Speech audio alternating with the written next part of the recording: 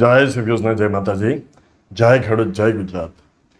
ગુજરાતના ખેડૂતો માટે આજે ફરી એક ખૂબ જ મહત્વની માહિતી લઈને આવ્યા છીએ. જો તમે વરસાદની રાહ જોઈ રહ્યા છો અથવા વાવણીની તૈયારી કરી રહ્યા છો તો આ વિડીયો તમારા માટે ખૂબ ઉપયોગી સાબિત થશે. તો ચાલો હવે આપણે વિગતવાર સમજીએ. હિન્દુ જ્યોતિષમાં કુલ 27 નક્ષત્રોનું વર્ણન કરવામાં આવ્યું છે. તેમાં પુનર્વસુ નક્ષત્રનું વિશેષ સ્થાન છે. પરંપરાગત કૃષિ જ્ઞાનમાં એવું માનવામાં આવે છે કે આ સમયગાળા દરમિયાન વરસાદનું પ્રમાણ સામાન્ય રીતે વધુ સ્થિર બનતું હોય છે. ઘણા ખેડૂતો વર્ષોથી પોતાના અનુભવના આધારે કહે છે કે પુનર્વસુ દરમિયાન જો સારો વરસાદ રહે તો ખેતી માટે ખૂબ અનુકૂળ પરિસ્થિતિ સર્જાય છે. ખેતરોમાં પૂરતો ભેજ જળવાઈ રહે છે. પરંપરાગત વરસાદી માન્યતાઓમાં પુનર્વસુ નક્ષત્રને ખૂબ જ શુભ માનવામાં આવે છે. આ વર્ષે પુનર્વસુ નક્ષત્રનું વાહન ઘોડો એટલે કે અશ્વ માનવામાં આવે છે. લોકમાન્યતા અનુસાર ઘોડાનું વાહન વરસાદમાં ઝડપ, સતત ગતિ અને સારા વરસાદનું પ્રતીક માનવામાં આવે છે. તો શું ખરેખર પુનર્વસુ નક્ષત્ર પછી ગુજરાતમાં વરસાદ વધુ સક્રિય બનશે? શું ખેડૂતો માટે વાવણીનો આ સૌથી સારો સમય બની શકે ખરો? આ વર્ષે પુનર્વસુ નક્ષત્રનું વાહન ઘોડો દર્શાવવામાં આવ્યું છે. લોક જ્યોતિષમાં ઘોડો શક્તિ, ઝડપ અને સતત ગતિનું પ્રતીક માનવામાં આવે છે.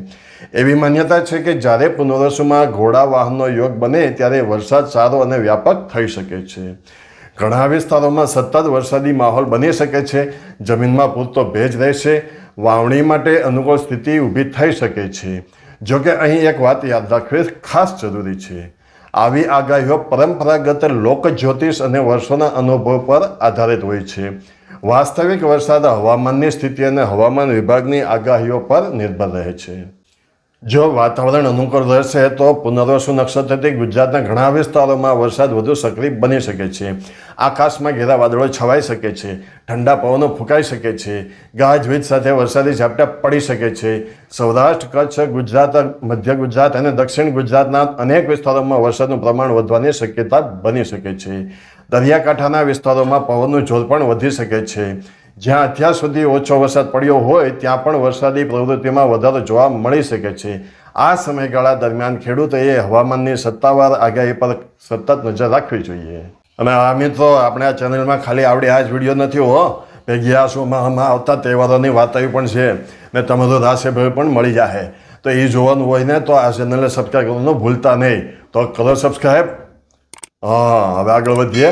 પુનર્વસુ નક્ષત્રને ઘણા ખેડૂતો વાવણી માટે શ્રેષ્ઠ સમયગાળો માને છે. જો જમીનમાં પૂરતો ભેજ હોય તો મગફળીની વાવણી ઝડપથી આગળ વધી શકે છે. કપાસનું વાવેતર પૂરજોશમાં થઈ શકે છે. બાજરી, જુવાર, તલ અને અન્ય ખરીફ પાકોની વાવણી પણ સારી રીતે થઈ શકે છે. જો સતત વરસાદ મળતો રહે તો બીજનું અંકુરણ સારું થાય છે. પાકની શરૂઆત મજબૂત બને છે. ખેડૂતોના ચહેરા પર ખુશી છવાઈ જાય છે. ગામડાઓમાં ટ્રેક્ટર, વાવણી મશીનો અને ખેડૂતોની દોડધામ વધુ જોવા મળે છે. ખેતરો ધીમે ધીમે લીલાછમ બનવા લાગે છે. આ સમય ખરેખર ધરતીપુત્રો માટે ઉત્સાહ અને આશાનો સમય બની શકે છે. જો વરસાદ સારો હશે તો સૌરાષ્ટ્રના રાજકોટ, જૂનાગઢ, ગીર સોમનાથ, અમરેલી, જામનગર અને પોરબંદર સહિતના વિસ્તારોમાં ખેતીની કામગીરીમાં તેજી આવી શકે છે. ઉત્તર ગુજરાત અને મધ્ય ગુજરાતમાં પણ વાવણીનો ઉત્સાહ વધી શકે છે. તળાવો, ડેમ અને ચેકડેમમાં પાણીની આવક શરૂ થઈ શકે છે. પશુપાલકો માટે પણ ચારો ઉપલબ્ધ થવાની આશા વધશે. ખેડૂતો માટે આ સમય ખૂબ મહત્વનો બની શકે છે.